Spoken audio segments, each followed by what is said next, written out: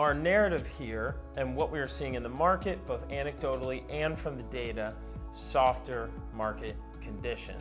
Buyers, you have a lot of inventory to choose from, far more than we've been used to over the past 5 years. Sellers, you need to be patient and expect longer times for your home to sell, and you need to expect fewer showings to occur per week, as buyers are being very choosy right now.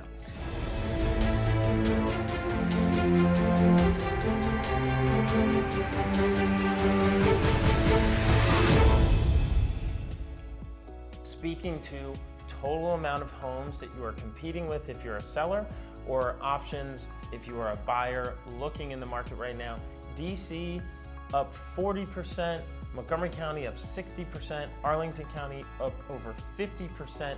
That is total amount of inventory available right now compared to how much inventory was available in September last year. That is a significant increase in how much inventory is available for people to choose from, and if you're a seller, how much you are competing with. One quick note, sort of go in tandem with the amount of active listings, is okay, that's how much is available, but how much of that inventory is going under contract?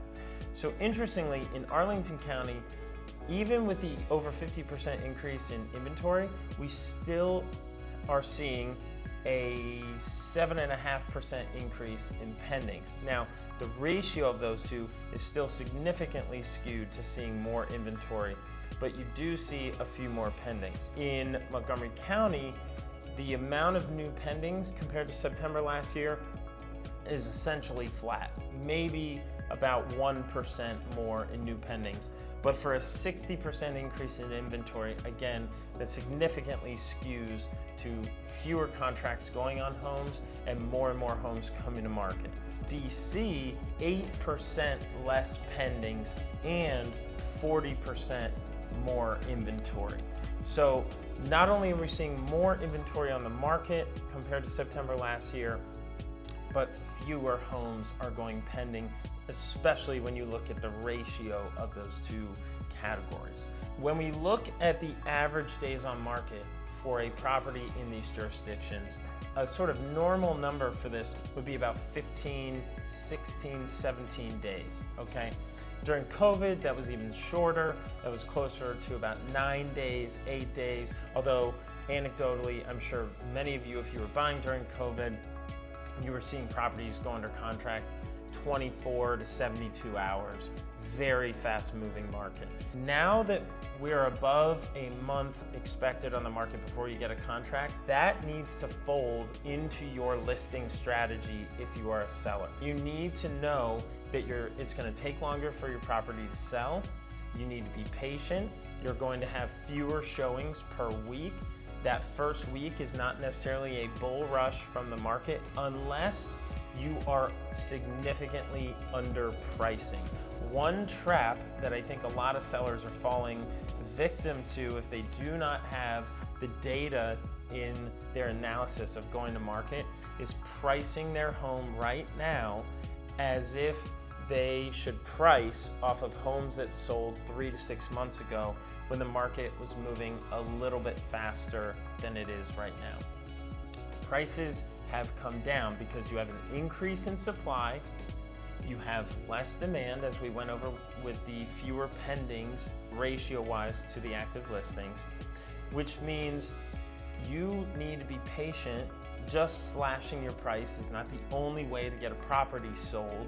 You can still be at a good value, you just need to be more patient in waiting for the right buyer to approach your listing, have that fall in love factor. And most importantly in that conversation is how critical it is to try and work with an offer when you get one. With that much inventory, getting an offer means your property was set apart from the others in that buyer's eyes.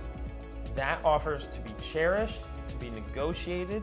It doesn't mean you should take a bad deal.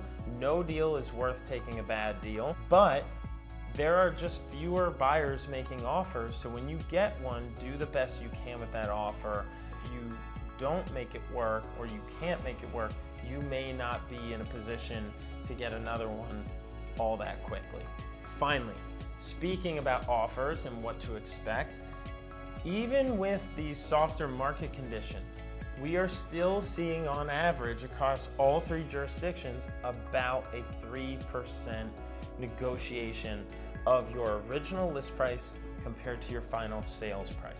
So that means once you do get a contract, and let's say you're listed for $1 million, by the time you negotiate that contract, you may be ending up, or you should be ending up, on average around $970,000. This speaks to, one, sellers try not to be offended if a buyer makes what seems like a low offer. In that scenario, let's say you're listed for $1 million.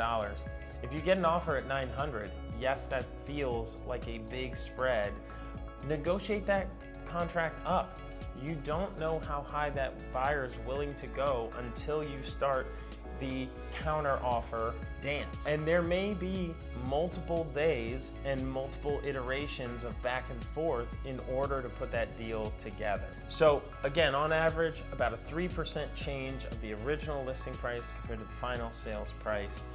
All of this to say that this is reflective of September. Anecdotally, now being in October, I suspect we will see even more inventory increase on our market.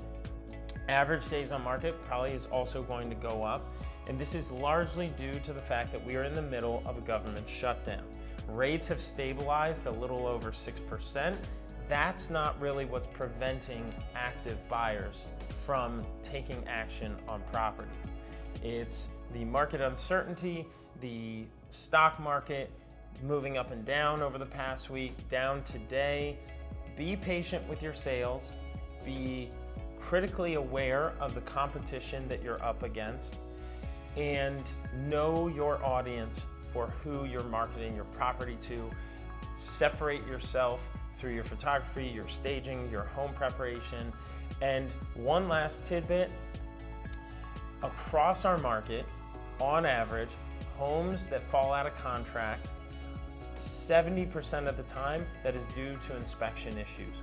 Get your home prepared the right way so that once you go under contract, you give yourself the highest likelihood of getting to closing.